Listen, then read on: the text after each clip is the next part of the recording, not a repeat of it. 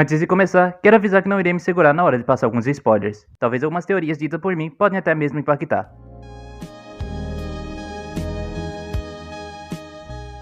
E de começo, eu mesmo não esperava muito desse anime. Por mais, eu assisti porque me recomendaram e me pediram para trazer vídeo. E dito e feito, assisti todos os 12 primeiros episódios da temporada, para poder dizer a todos que valeu realmente a pena. E pacas, puta plot twist naquele final. Sim, aquilo me pegou e eu mesmo não esperava. Na verdade, achei até de certa forma bem genial. Mesmo eu já teorizando há muito tempo o que poderia ser tudo aquilo. Mas vamos explicar aos poucos. Primeiro, sobre o começo. A trama em si já não é entregue de cara quando vimos a protagonista, chamada de Shiro, tendo que sobreviver aos problemas mais abruptos e os cenários mais perigosos possíveis. E por mais que eu não goste de muitos personagens, todos positivos ou muito escandalosos, que às vezes até me dá raiva de tanto barulho, eu em posse diferente gostei bastante da protagonista, pois o anime sabe muito bem como trabalhar as piadas em conjunto com a forte personalidade dela, deixando todo o caos divertido de se assistir. Isso é ótimo!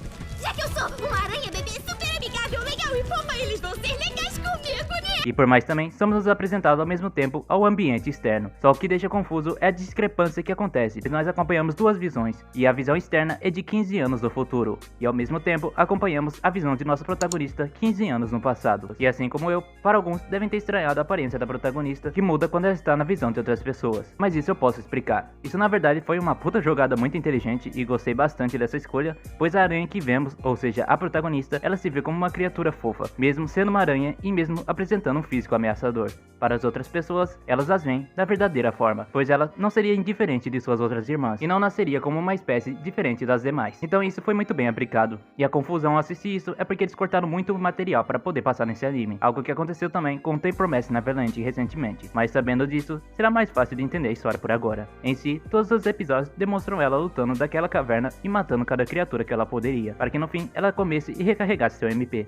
Todos os primeiros episódios se resumem em sobrevivência. Aliás, nesse mundo existe um sistema muito parecido com o de um jogo, possuindo de atributos e até mesmo habilidades e skills. Porém, não é só ela que consegue subir skills e nem outras peculiaridades, pois todos os outros monstros também fazem o mesmo, e continuam se matando até sobrar os mais fortes, que em sua maioria são os dragões terrestres. Tanto que são esses inimigos que impedem da protagonista de prosseguir em segurança, e além de que ela cria um trauma depois de tantos monstros e até mesmo humanos atacarem seu lar. E no começo, ela até se arrepende de possuir algumas habilidades que talvez não serviriam para nada no futuro, ou até mesmo poderiam se identificar como bem fracas. Porém, com o tempo, ela desenvolveu e upou de nível, e o diferencial de outros animes que podemos ressaltar aqui é que na obra desse anime, eles colocam a protagonista para pensar de uma maneira bem realista. Muitos dos animes não ligam normalmente para a lógica ou sentido, e apenas optam por deixar seus personagens mais fortes e até mesmo roubados de maneiras possíveis. Só que aqui, cada habilidade deve ser pensada e cada ação deve ser tomada com cuidado, além de que não há como aprender magia sem primeiro aprender algumas gamas de outras habilidades secundárias. Em contraste à protagonista, também temos os secundários, onde é mais focado em Shun, que é considerado o irmão do herói daquele mundo. E também como uma protagonista que também foi reencarnada, Shun também foi um deles, pois na verdade vieram uma gama de outras pessoas que também foram reencarnadas. Isso porque em um dia de aula, em uma sala de aula normal, uma explosão de luz levou uma grande quantidade de alunos para o mundo de Sekai. E isso aconteceu do nada, sem qualquer tipo de explicação.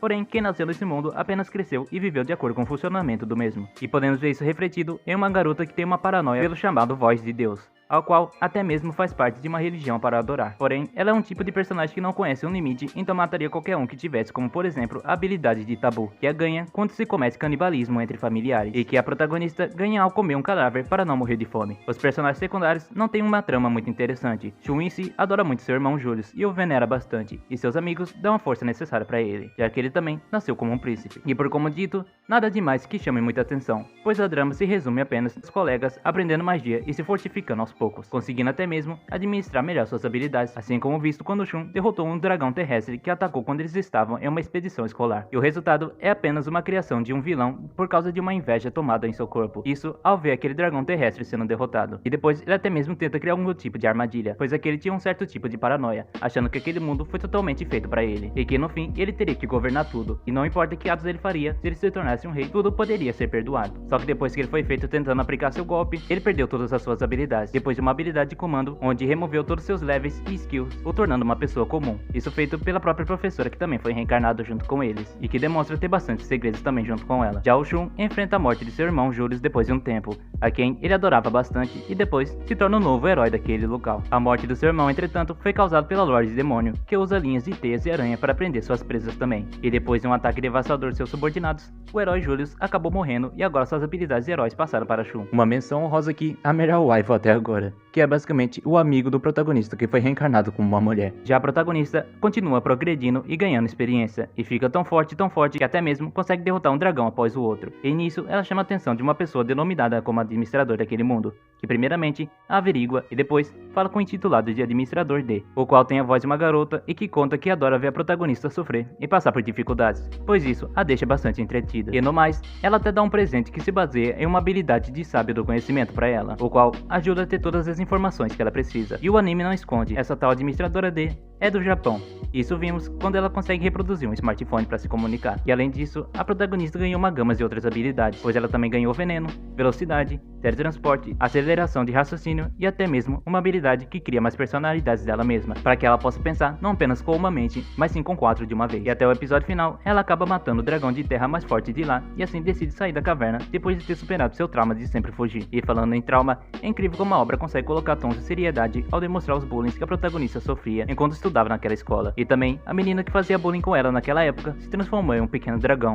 E até agora, aquelas duas foram reencarnadas como monstros. Mas o plot mesmo veio no final quando eu descobri que existia 2 tipos de visões. Uma de 15 anos atrás, para onde eu acompanhava a protagonista, e de outra de 15 anos do futuro, onde via as pessoas reencarnadas se preparando e vendo a queda do herói e o surgimento de uma nova rainha demônio. Eu na hora liguei que o Lorde Demônio poderia ser a protagonista desde o começo, e que quando a Lorde falou que lutava contra dragões terrestres, isso me captou mais ainda. Porém, ainda tem um próximo, pois eu li alguns comentários e me disseram que a subordinada do Lorde Demônio também é a protagonista. Mas se eu estiver errado, por favor me consertem aqui nos comentários. Mas pelo que eu ouvi, a protagonista não é a Lorde Demônio, mas ao mesmo tempo ela é a Lorde Demônio. O que acontece é que o corpo da Lorde Demônio foi tomado por uma das personalidades da protagonista, e que aquela subordinada dela toda de branco também é um aglomerado de personalidades, e provavelmente aquele cavaleiro deveria ser o irmão do Shun, que agora deveria ser controlado e transformado. Por fim, eu comecei vendo um anime que eu achava que seria bem bobo, e até que no final fiquei bastante feliz por ter visto, de verdade. Concluindo também a história, ela é bem direta na verdade, e tenta chegar aos pontos principais logo. Porém, para alguns, pode ser chato ver ela lutando e lutando, mas com o tempo, vocês podem gostar de assistir tudo isso. Mesmo que o 3D não seja um dos melhores, mas podemos dar bons elogios aqui à produção do 3D da protagonista, que é basicamente impecável,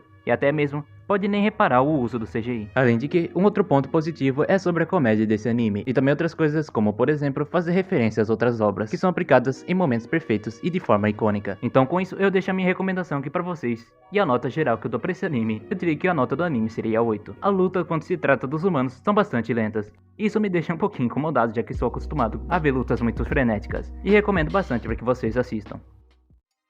Então pessoal, o vídeo vai ficando por aqui, espero que vocês tenham gostado. Convido vocês então para se inscrever no canal, ou então se tornarem membros, mas também lhes convido para participar do nosso servidor do Discord, porque por lá podemos falar um pouco mais do que aqui no YouTube. É isso, falou e fui!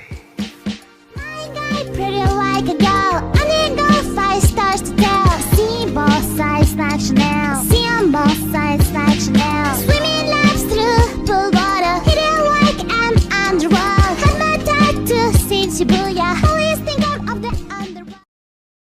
もう死んでいる。